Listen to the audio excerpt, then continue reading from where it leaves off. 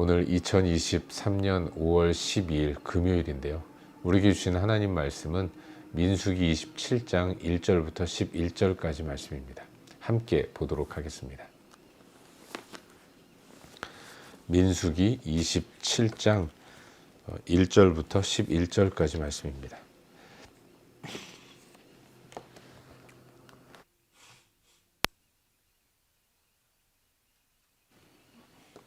함께 읽겠습니다.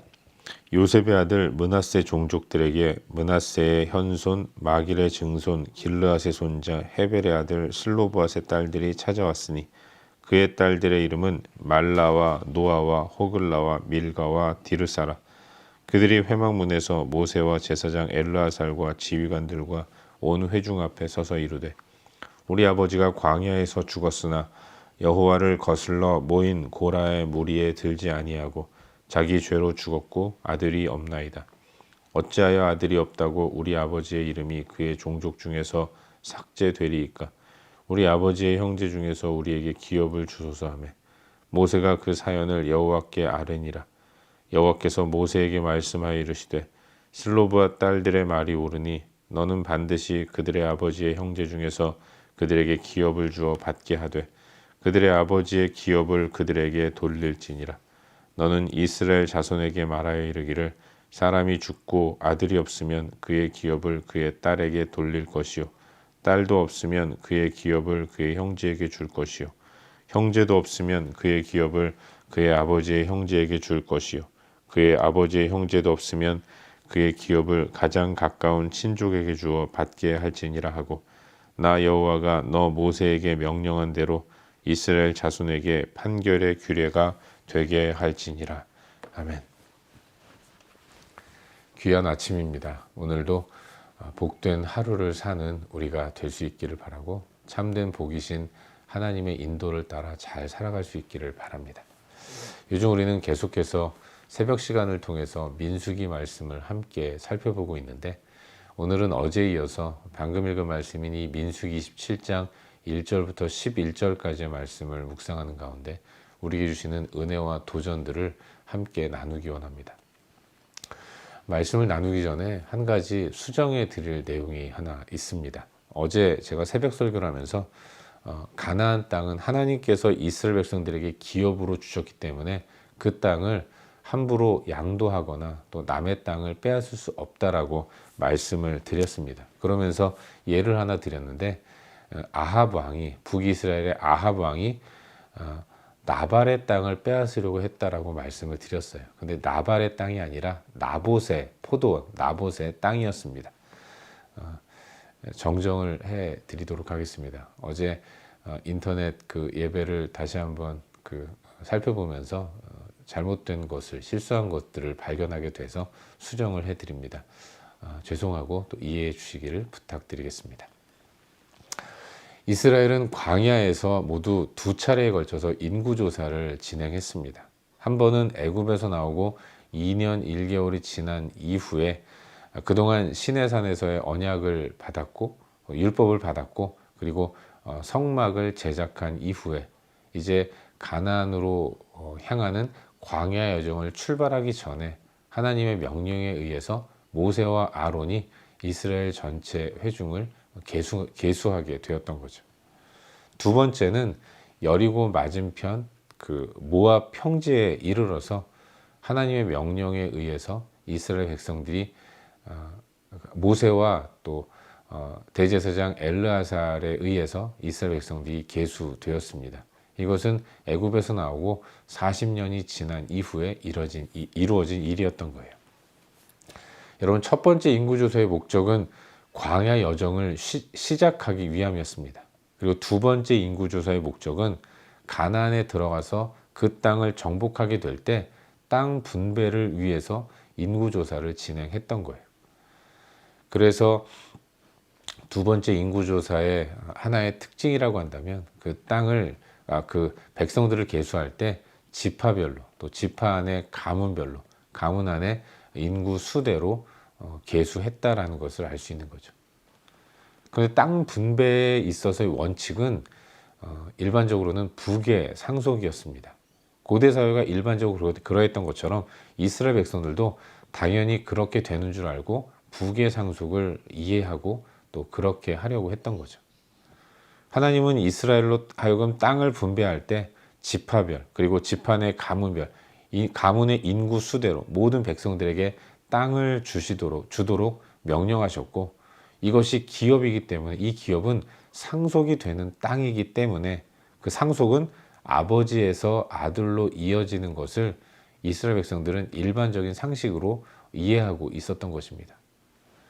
근데 이 원칙에 있어서 문제 제기하는 사람들이 등장했죠. 므낫세 지파의 슬로브앗이라는 사람은 아들이 없고 딸만 5이 있었던 거예요.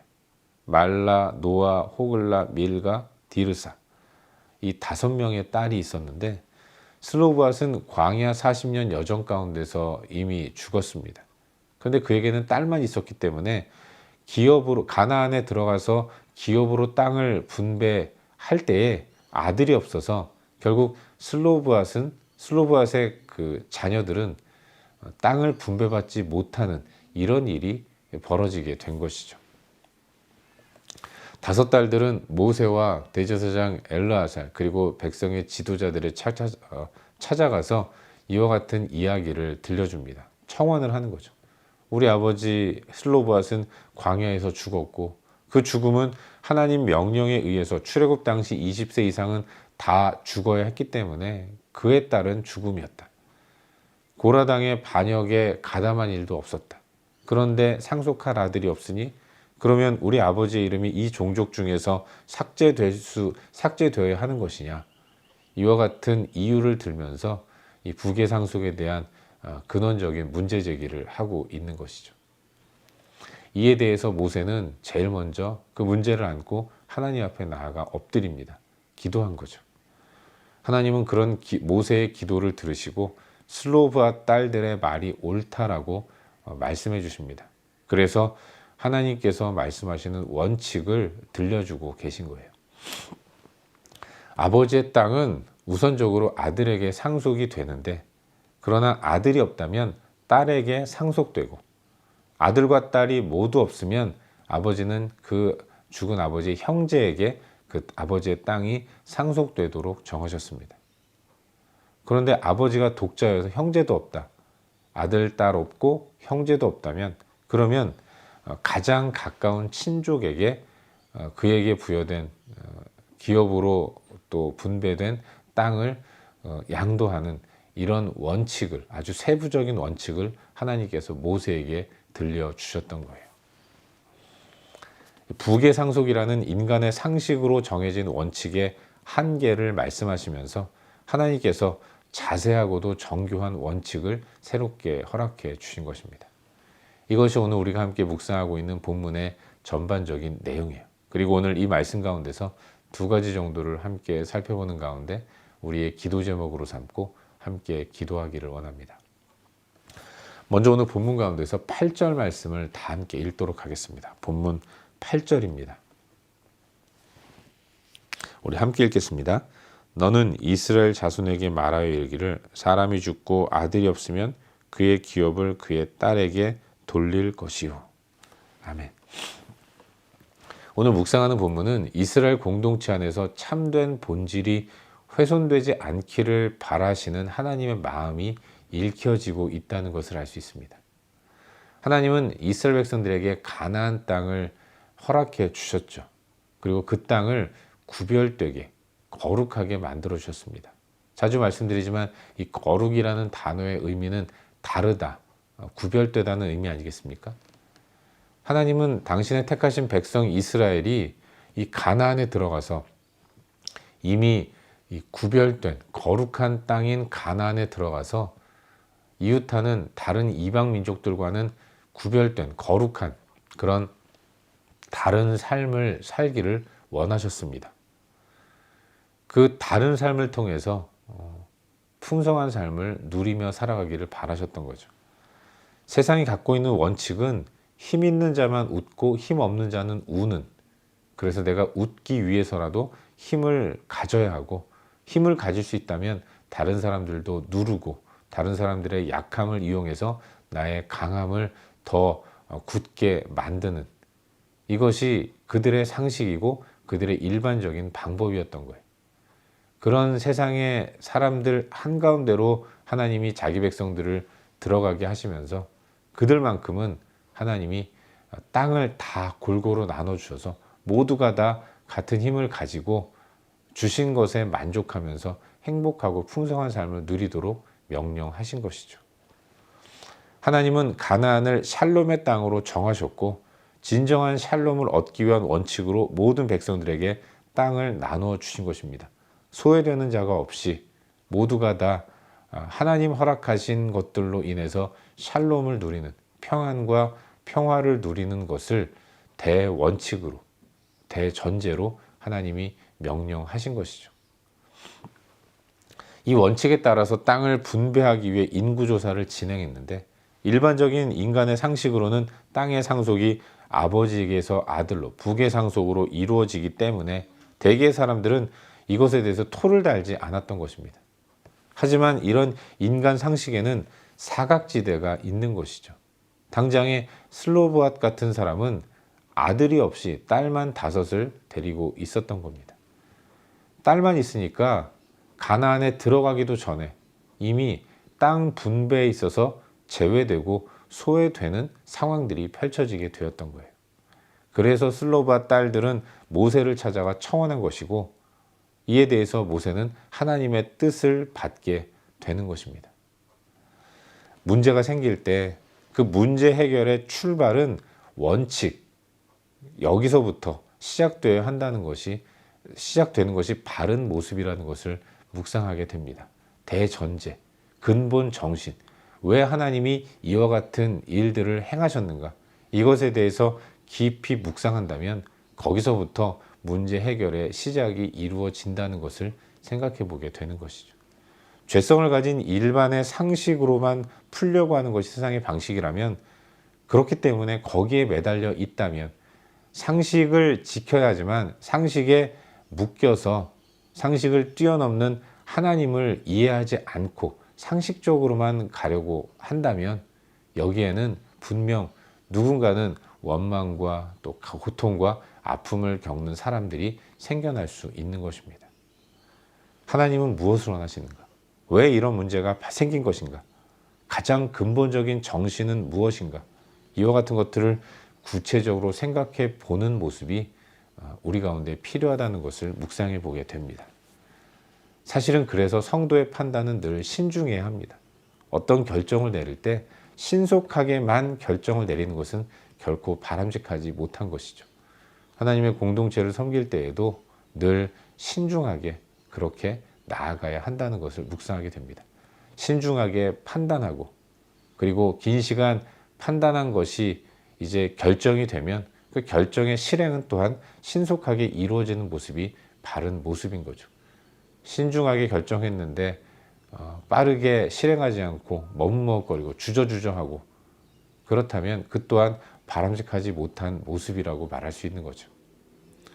생각은 신중하게, 그리고 결정된 것의 진행은 신속하게, 이런 모습이 공동체 가운데 또 우리의 삶 가운데 이루어져야 할 줄로 믿습니다. 흔히들 모든 일들을 상식적으로만 풀어가려는 경우를 많이 봅니다. 그것이 당연하지만 어느 때에는 하나님의 일들마저도 상식에만 기반해서 문제를 풀어가려고 하는 경우가 있어요. 하지만 인간의 가진 상식의 한계가 분명히 있는 것이니만큼 좀 더 심사숙고하는 모습이 필요한 것이고, 성도의 심사숙고는 기도이어야 합니다. 생각만 하는 것이 아니라 하나님께 묻고 또 묻는 이와 같은 모습이 성도의 삶 가운데 나타나야 할 바른 모습이라는 것을 믿으시기를 바라요. 공동체 안에서 여러 가지 일들을 진행해 나갈 때 대원칙은 하나님의 영광입니다. 그 일을 목표로 나아가야 하는 것이고, 모두가 소외됨이 없도록 하는 것이 또한 따라야 할 원칙이라는 것을 기억해야 하는 거죠. 누군가는 웃고 누군가는 우는 이와 같은 것들은 바람직하지 못한 것이고, 이해가 되고 좀 불합당하게 생각되는 사람들에게도 설명이 되는 그런 일들을 진행해 나가야 하는 것인데, 이와 같은 지혜는 하나님으로부터 얻어질 수밖에 없는 것입니다. 그래서 우리는 좀 더 기도하는 가운데 신중하게 나아가야 하는 것이죠. 이 시대의 교회들이 비난받는 이유는 상식을 지키지 않는 것 때문입니다. 하지만 그렇다 하더라도 하나님의 일은 초상식이지 비상식이나 몰상식은 아니라는 거예요. 더 근본적인 문제 해결을 위해서 하나님 앞에 기도하는 신중한 태도가 필요하다는 것을 오늘 본문을 통해서 묵상하게 되는 것입니다. 오늘도 하나님 무엇을 원하실까? 이걸 깊이 생각하면서 이걸 원칙으로 삼아서 신중하게 우리의 행동을 결정하는 그런 복된 삶을 사는 우리 모두가 될 수 있기를 주의 이름으로 축원합니다. 한 가지만 더 묵상하기를 바라는데요. 오늘 본문 가운데서 5절 말씀을 함께 읽도록 하겠습니다. 본문 5절입니다. 함께 읽겠습니다. 시작. 모세가 그 사연을 여호와께 아뢰니라. 아멘. 여러분, 슬로브와 딸들의 청원 내용을 듣고 모세는 지도자로서 스스로 결정하고 이야기해 줄 수도 있었다는 생각이 듭니다. 지난 40년 동안 이스라엘 백성들을 광야에서 인도한 모세이기 때문에 나름 백성들 안에서 권위도 있을 것이고 신뢰도 많이 가졌을 것입니다. 그래서 그가 가진 권위, 백성들로부터 받는 신뢰를 바탕으로 그 슬로브와 딸들의 청원을 듣고 나서 이건 이렇게 해라, 네가 참아라, 아니면 내가 이렇게 다시 한번 결정하겠다, 이렇게 말해줄 수도 있었을 것입니다. 하지만 모세는 그렇게 자기 생각대로 결정하지 않고 이 문제 또한 하나님 앞에 나아가 아뢰는 모습을 보였던 거예요.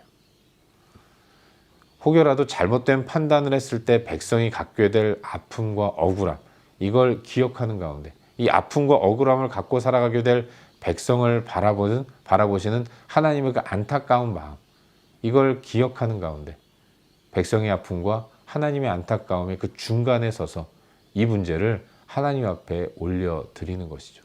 백성의 문제를 끌어안고 하나님 앞에 나아가는, 그래서 하나님의 뜻을 받아서 백성들에게 전하는 모세야말로 진정한 중보자의 모습을 보여주고 있는 것입니다. 그리고 이 중보자의 모습이 오늘 이 시대에도 백성의 지도자, 어떤 식으로든 리더로 세워진 모든 사람들, 가정에서든 또는 작은 공동체 안에서든 모든 곳에서 지도자로 세워진 사람들이 갖춰야 할 바른 모습이라는 것을 묵상해 보게 됩니다.